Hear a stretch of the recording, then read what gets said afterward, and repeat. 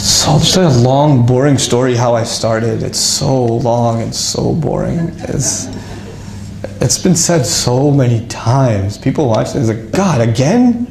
I thought this was going to be a new YouTube video. It's going to do this again? I hate this guy. Really long story turned very, very short. I'll give you the bullet point version of this, okay? So I was born in Germany.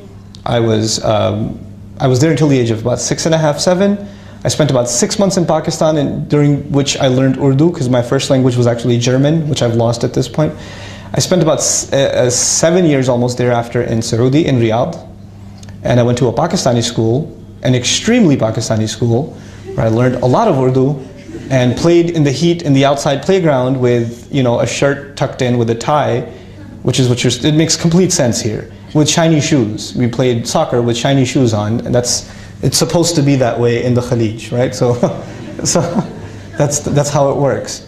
And so I did that for about 7 years. Didn't learn any Arabic or anything at that time, just kind of followed the Pakistani school curriculum that they have as a standard.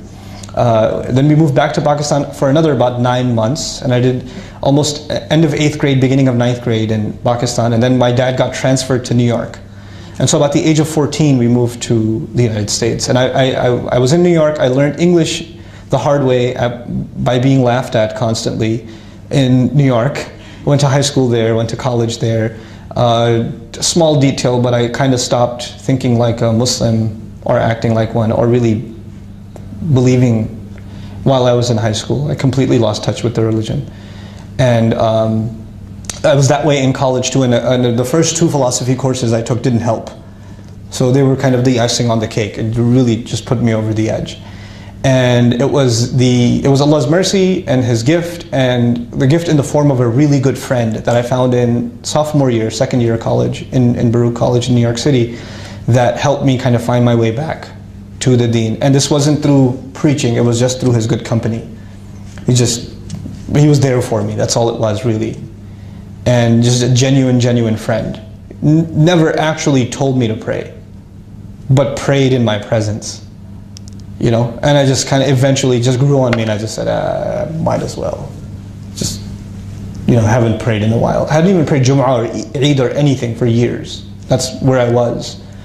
But so, you know, and through him I got introduced to some really inspiring young people. I still remember he took me to an MSA meeting. You guys know what MSAs are, yeah? Muslim Students Association. So he took me to an MSA meeting in Columbia University. I still remember. Baruch College is a small college, and Columbia is a big Ivy League school and big deal. So he says, I want you to meet some people. He took me to this MSA meeting, and there's a circle of brothers and sisters, right? And they're discussing what they're going to do this semester. The things that they were going to do included, we're going to sponsor an orphan from Bangladesh. They had his picture. They were going to raise this money among each other, not even ask anybody else for money. We're going to give da'wah to at least 500 people.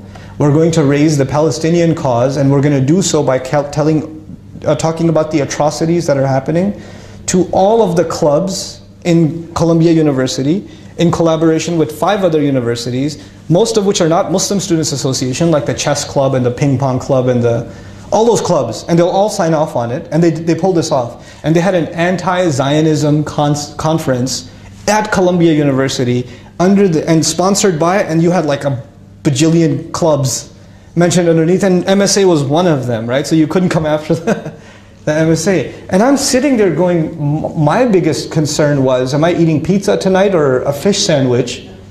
And these people are like, they're serious, they're thinkers.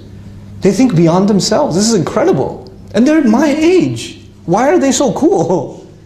Why are they so, I mean, I was just mesmerized by these people.